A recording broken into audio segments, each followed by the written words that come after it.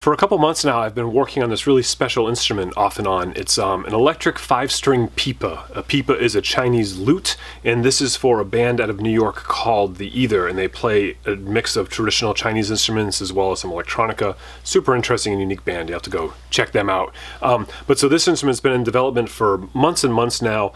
It's almost done. We're still trying to make some final decisions on some of the final aesthetics to it, but I had some welding to do in the process of making this instrument. And I was having trouble welding it. I brought it to my neighbor who helped me, and we discovered the problem, and it was sort of interesting. So I just thought I'd pull that out as a separate video, because in the actual build video for this instrument, I won't have time to get into all this. So you're gonna have to wait a little while for the build video, but this will give you a sneak peek at what the instrument will look like and this little welding story, which I found interesting. I went over and had Kevin help me do all this welding pre-pandemic / social distancing, so that is why we are so close together. It's funny to look back at this because it was so recent, but yet it feels so long ago. The instrument I'm building is really a new instrument. It's got some pipa-like qualities and some guitar-like qualities. It's a real hybrid, but we wanted to keep the shape somewhat traditional with this sort of postmodern aesthetic. I grabbed this piece of metal from my local steel yard. It was in the cutoffs area in the aluminum section, and the plan was to get a piece of aluminum and TIG weld it. I'm not an experienced TIG welder, and I knew if I couldn't do it, I had a friend that could. But look right here, there's a lot of sparks coming off that piece of aluminum, which is not typical for non-ferrous metals, eh? I didn't really notice that or think about it at the time. And I just went about my shaping using just this little jig that I had made a few years ago for bending, and using that mold that I'd cut out on the CNC to help me get the shape the way I wanted it.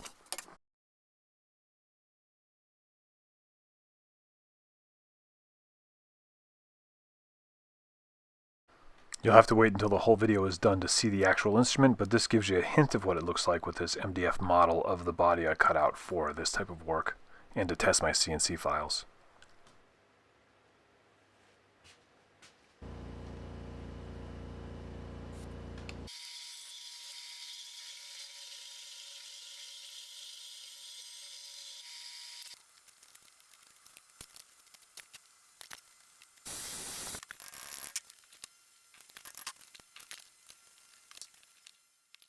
I practiced doing a little bit of TIG welding on some cutoffs, and I just wasn't getting the results that I wanted. So after I had all the pieces cut and shaped in, and I pre-drilled all the holes that I wouldn't be able to access later, I decided to call in a favor, and I brought it over to Kevin's house.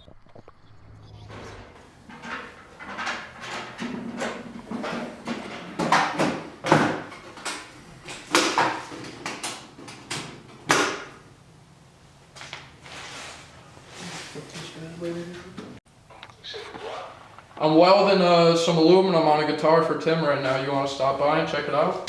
This is my neighbor Kevin. He is a certified welder, and no joke, I used to hold his hand to get him across the street on the school bus in the morning, and now he's going to teach me how to TIG. That is the truth. I went to school with Tim's daughter for years, and we both enjoy making making stuff. No swearing on this channel. No swearing. So now I'm just taking like an ether-based product and cleaning the aluminum. You know, you want to clean within like 8 to 10 inches of where you're welding, because... Oh, that much? Yeah, because I mean the heat transfer in aluminum, it spreads so fast. Well, it doesn't spread fast, but when it does travel, it will like contaminate your weld. So you could have contamination 5 inches from your weld, but if you're running a hot bead like this on 1/4 inch, I'll probably be running like around 200 amps almost. It'll be it'll make a mess.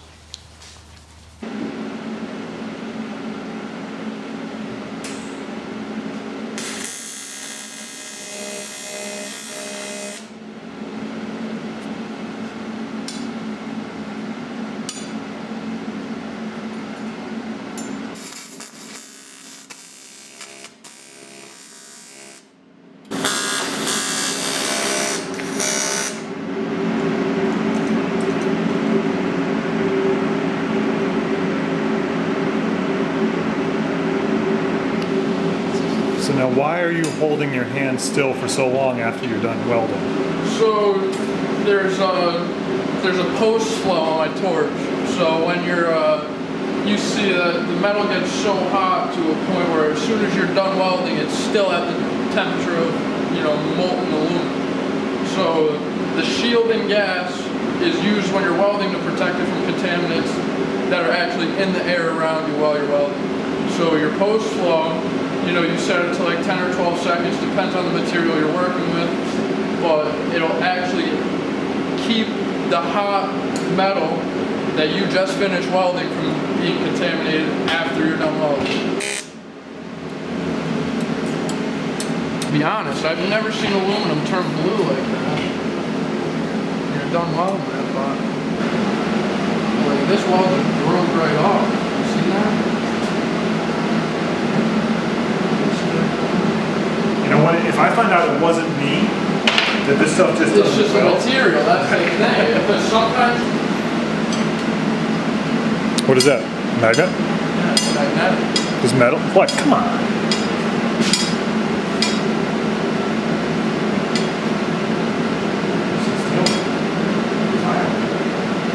That's not even aluminum. What is it? It was in the aluminum bin. Yeah. I mean, it's obviously not stainless. It's too light. Stainless doesn't have magnetism to it anyways. Yeah, stainless shouldn't be magnetic either. But it was off. You've been to. It's, you know, on the left. There's like all the aluminum, It's big all- tall. It's one of those 20-foot long. I had my little truck. It was in the aluminum bin. I mean, I feel like if I pull at this with my hand, it'll just... Well, that's what was happening to me. I was just. It was like it was melting. It wasn't you. Like, you could probably definitely weld. Mr. Fancy Degree, you tell me what to do. Yeah, I mean, this is... That's interesting. But it wouldn't even... Like, if it was like a real... Like a steel with a lot of iron ore content, it wouldn't even accept aluminum filler rod like that. Right. So some kind of weird steel hybrid. Alloy. Let's- It's an alloy. Magnetic aluminum with- alloy. Alnico alloy, an iron alloy with aluminum, nickel, and cobalt. It's Alnico. That makes sense why we're getting that. Well, what's the worst? What if you took the steel setup? You know, it'll turn it to dust. Although, I'm going to swap over to my steel side. I was having trouble trying to weld these two pieces of aluminum together in my shop because I've only TIGged a little bit and it just wasn't working. So I came to the pro. Now the pro here is having trouble too. And then you did something that was pretty smart because you know about welding. You came over with a magnet. I did. I came over with a magnet, and this guy right here told me that I was working with aluminum, and it turns out this is not aluminum. And it's very, you know, it's got some, you know, higher content of iron ore in it than your typical aluminum, so it's not taking a weld. So yeah, we think it might be Alnico. When we looked it up. I think it's Alnico or like some hybrid junk. Well, I'm gonna swap over to my steel setup here, and you told me this is aluminum, it's not aluminum. So now I gotta go back and undo all my stuff because of this guy. And we're throwing stuff because we're mad. We're trying to do the reality TV thing. It's just not working.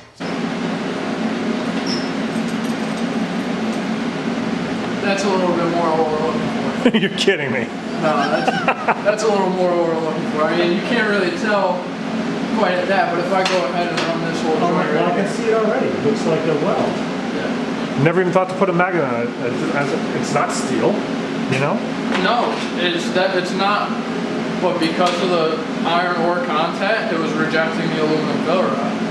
Right, because it's almost like a soup, right? So it's trying to connect to all the ingredients in the soup, and half the ingredients are saying, get out of here. And just literally pushing it out. Exactly. Exactly.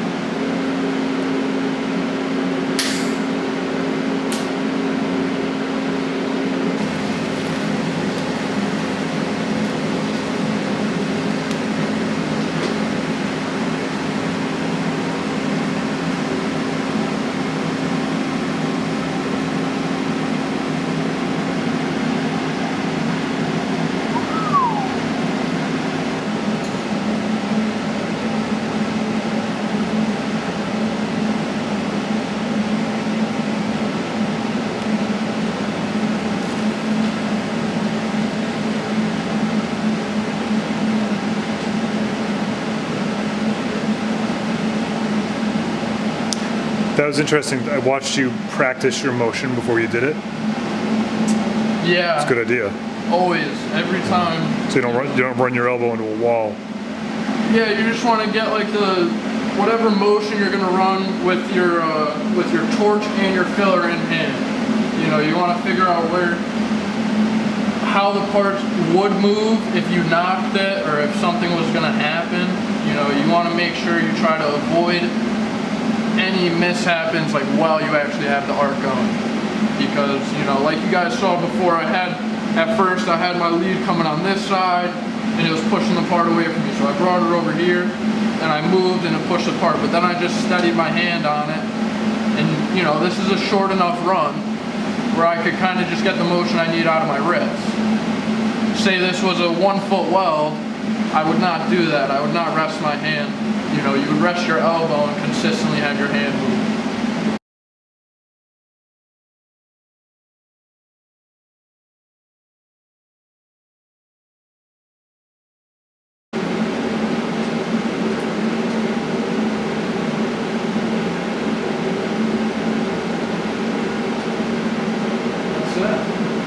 That's actually it.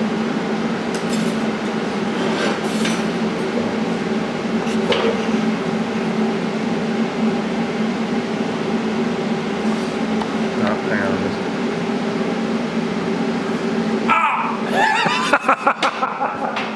That was actually hot too. That wasn't a joke. I want to thank my neighbor Kevin a lot for helping me out on this. Kevin's a great kid. I really appreciate it. And it's a reminder that learning doesn't only go one direction. It comes at you from all directions and from all generations. So always be open and receptive to learn new things.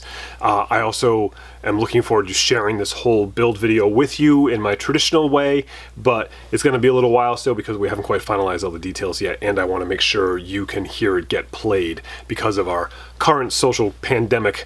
It's a little difficult to just get together with people right now, so it's slowing things down a little bit. Thank you again for watching, and be good. Wait. I gotta get on focus. All right, there we go.